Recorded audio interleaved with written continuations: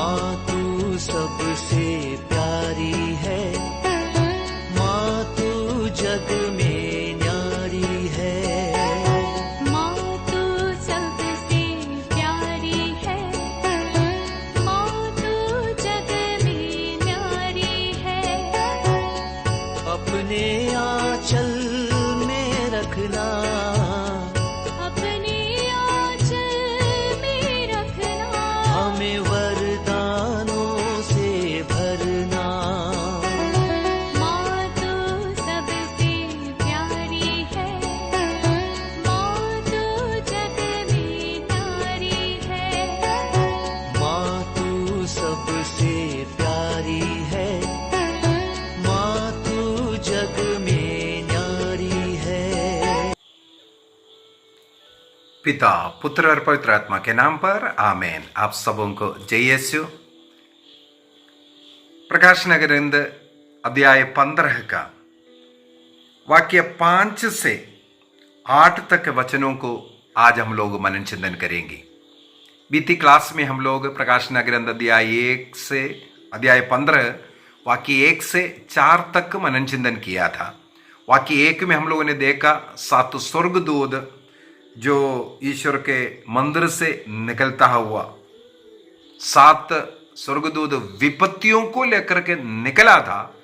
लेकिन वाक्य 2 से 4 तक हम लोगों ने, लेकिन ईश्वर के 7 जो अच्छे लोग हैं, जो पाप नहीं किया, मूर्तियों की पूजा नहीं किया, ऐसे लोगों को जो कृपाएं आशीषें जो मिल रहा, वे लोग ईश्वर की कैसे स्तुति करता हुआ वहां पर है, ये दर्शन में बताया। इसके बाद फिर से उन 7 स्वर्गदूतों के विषय में बोल रहा है जो विपत्ति लेकर के आ रहा है, जो पापी मनुष्य जो पशु के साथ है, पंखदार सर्प के साथ है, इस प्रकार के लोगों पर क्या क्या विपत्तियां होने वाला है, इसके विषय में है।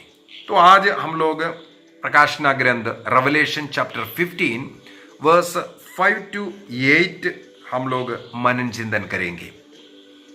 इसके बाद मैंने देखा कि स्वर्ग में साक्ष्य के तंबू का मंदिर खुल रहा है, उससे 7 विपत्तियां लिए 7 स्वर्गदूत निकले।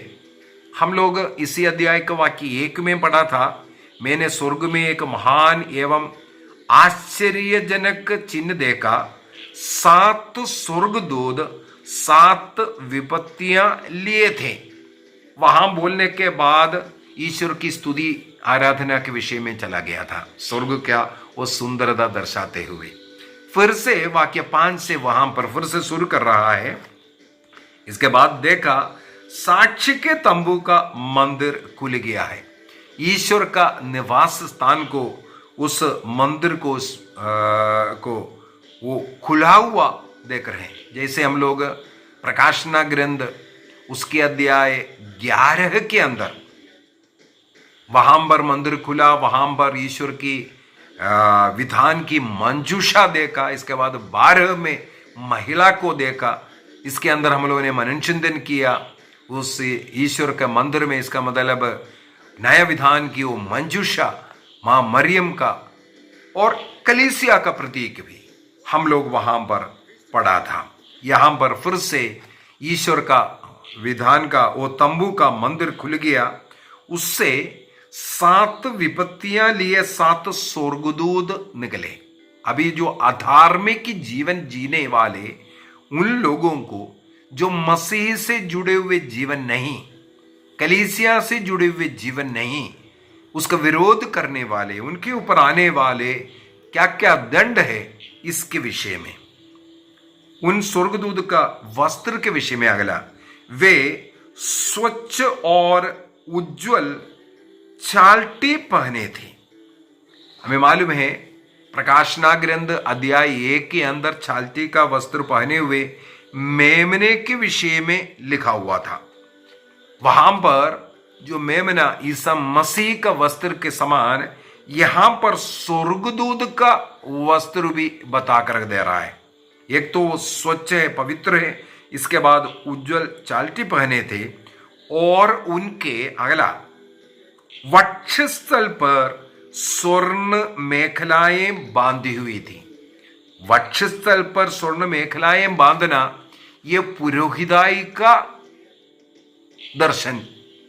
इसका मतलब ये लोग स्वर्गीय पुरोहितों का काम करने वाला, ये भी हम बोल सकते हैं।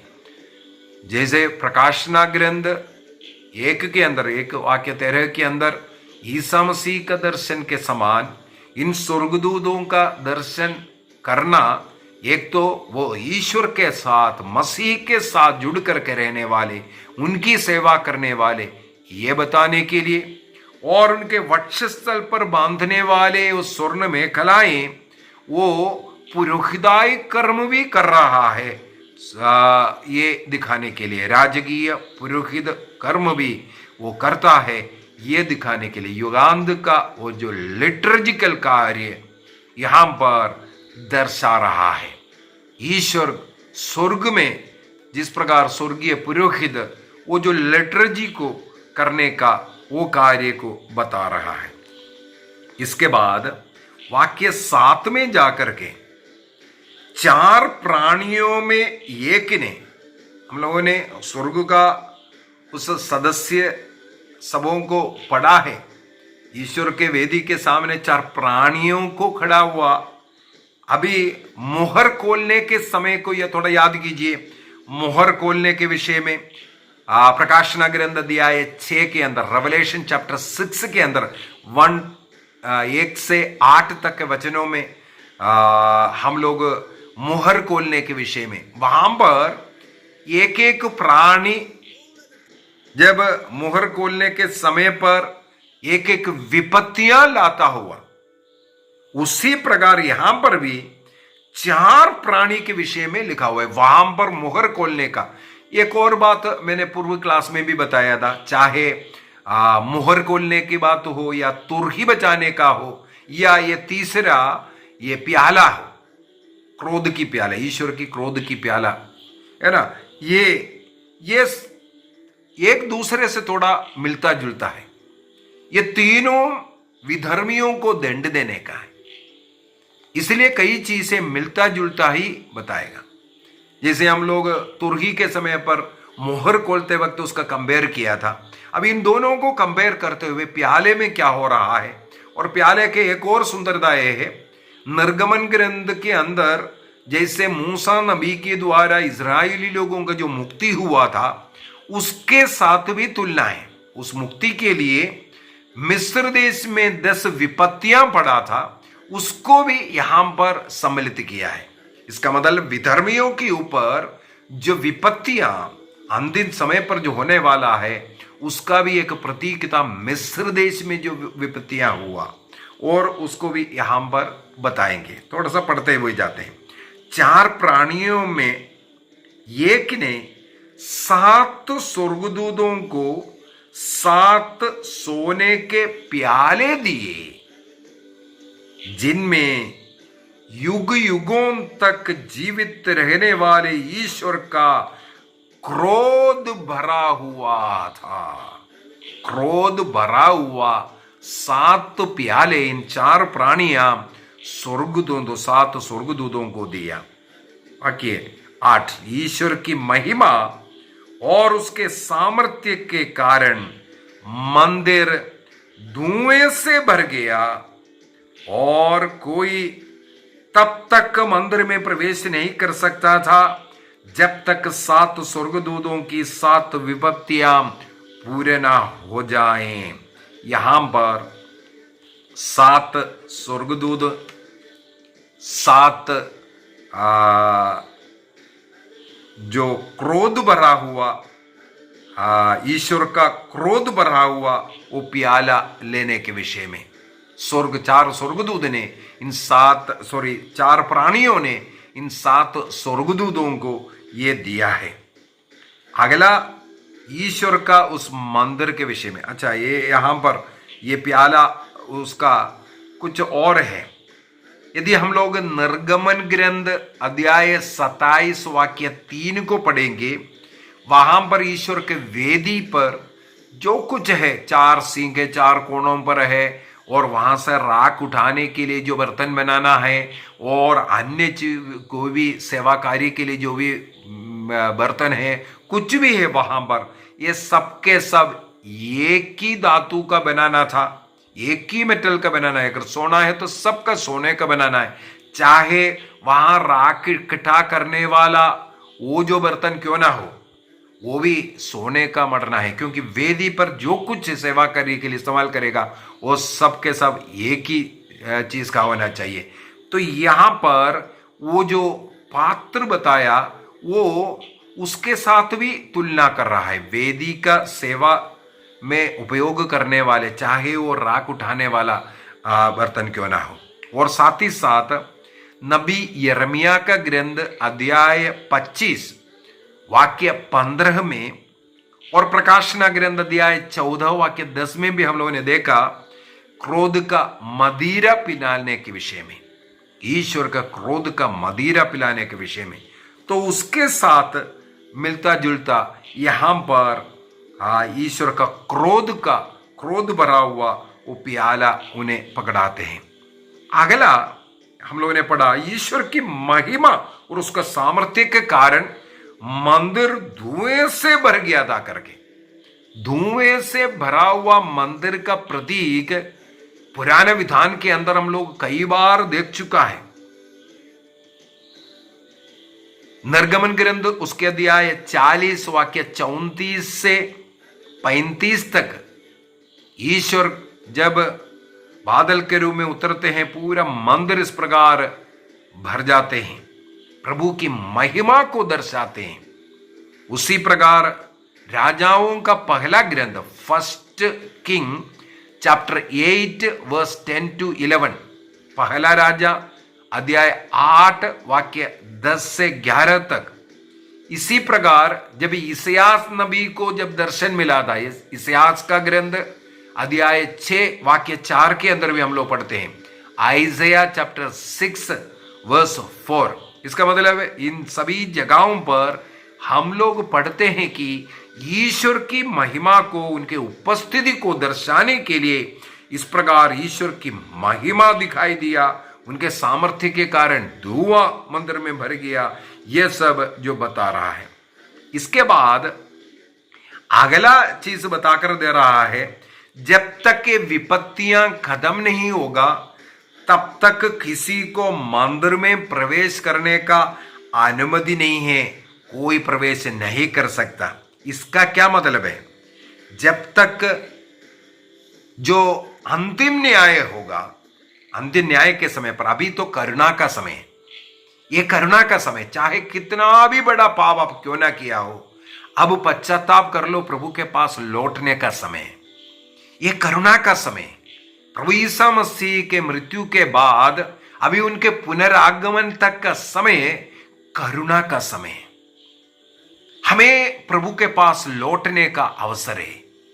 प्रभु ईसा मसीह में विश्वास करना, अपने पापों को त्यागना, प्रभु से जुड़ना, उस कलीसिया से जुड़ करके जीवन जीना, ये मसीह चाहता है। इसलिए मसीह ने इस संसार में एक कलीसिया की स्थापना किया। वो मसीह से जुड़े रहने के लिए इस कलीसिया की स्थापना किया। कई लोग बोलते हैं ये कलीसिया कलीसिया करके, ब्रदर जी मत बोलो, आप बाइबल का बताओ। यही तो बाइबल है। जब तक आप, मसीह ने एक सिस्टम बनाया, ईसा मसीह ने एक सिस्टम, स्वर्गीय सिस्टम यहां बना करके गया। वो सिस्टम के अंदर मसीह ने पेतरुस के अधीन में एक कलीसिया की स्थापना किया। उस कलीसिया के अधीन रहना जरूरी है प्रभु से जुड़ने के लिए। उस कलीसिया से बाहर जाकर के हम तो बड़े भक्ते बोलने से कुछ नहीं होता है, जुड़ना है। और ये दया का, करुणा का समय, चाहे कितना भी बड़ा पाप क्यों न किया, माता मरियम के खिलाफ बोला हो, पापा, संत पापा के खिलाफ बोला हो, कलीसिया के खिलाफ क्यों ना बोला हो, चाहे विचार किया, मूर्ति पूजा किया, कितना भी पाप क्यों ना किया हो, सबों को पश्चाताप कर लौटने का समय है, करुणा का समय। प्रभु का दोबारा आगमन के समय पर ये जो विपत्तियां जब शुरू होगा, तब कोई भी व्यक्ति वहां पर प्रवेश नहीं कर सकता। ये बोलने का अर्थ ये है कोई भी मध्यस्थ प्रार्थना उस समय पर नहीं चलेगा। चाहे स्वर्गदूत वहां है, संत लोग वहां है, यहां पर यातना जो अनुभव कर रहे हैं उनके लिए वहां पर मध्यस्थ प्रार्थना करेगा, उस समय पर यह सुनवाई नहीं होगा। अब स्वर्ग में जो संत लोग हैं हमारे लिए विनती कर सकता है, हमारे लिए प्रार्थना कर सकता है, उनकी प्रार्थनाओं के साथ हमारी प्रार्थना प्रभु तक पहुंचता है। यह सब हम लोगों ने प्रकाशना ग्रंथ के अंदर मनन चिंतन किया। अब करुणा का समय है, लौटने का समय है, पाप को छोड़ने का समय है। लेकिन प्रभु कहते हैं जब ये विपत्तियां शुरू होगा, ये 7 स्वर्गदूतों के हाथ में जो क्रोध भरा जो प्याला से जो 7 विपत्तियां भी आगे आने वाला है, अगले अध्याय से हम लोग पढ़ना शुरू कर रहा है। एक के बाद एक के बाद एक के बाद 7 विपत्तियां एक के बाद आ रहा है। लेकिन मोहर खोलते वक्त, तुरहियां बजाते वक्त जो कुछ हुआ एक के बाद एकदम तुरंत नहीं था, उसके बीच में थोड़ा समय था। और 6 और 7 के बीच में भी काफी समय के बाद 7वां हुआ था। लेकिन यहां पर हम लोग देखते हैं ये 7 विपत्तियां एक के पीछे एक आ रहा है। उस समय पर किसी को उस मंदिर प्रवेश करने का अनुमति नहीं है। किसी का मध्यस्थ प्रार्थना उस समय पर सुनवाई नहीं होगा। अब समय है लौटने का, अब समय है प्रभु में जुड़ने का, अब समय है संतों से मध्यस्थ मांगने का। आइए हम अपने आंखों को बंद करें। जर्मिया का ग्रंथ अध्याय 14 वाक्य 11 से 12 तक हम लोग पढ़ते हैं। Jeremiah chapter 14 verse 11 to 12 and chapter 15 verse 1।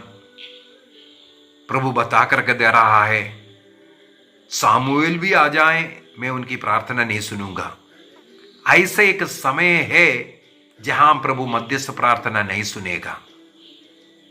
यदि हम प्रभु से दूर है, कलीसिया से दूर है, अब लौटने का समय है। प्रभु के साथ जुड़े रहने का, प्रतिदिन घर में पारिवारिक प्रार्थना, बाइबल पढ़ना, बाइबल के अनुसार, वचन के अनुसार जो कलीसिया सिखाते हैं उसके अनुसार चलना। किसी मनुष्य पर नहीं, कलीसिया पर हमें जुड़े रहना है। किसी संस्था पर नहीं, बल्कि हमें मसीह ने जिस कलीसिया की स्थापना किया, वो कलीसिया जो सिखाता है उसका अनुसरण करते हुए रहना। यह समय है दया का।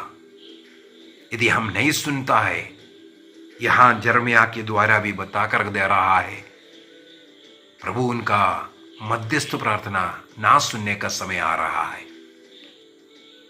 निर्णय कीजिए अपने पापों के लिए पश्चाताप करने का, प्रभु से, कलीसिया से जुड़ने का निर्णय कीजिए। पिता, पुत्र और पवित्र आत्मा के नाम पर आमीन। आप सबों को जय यीशु।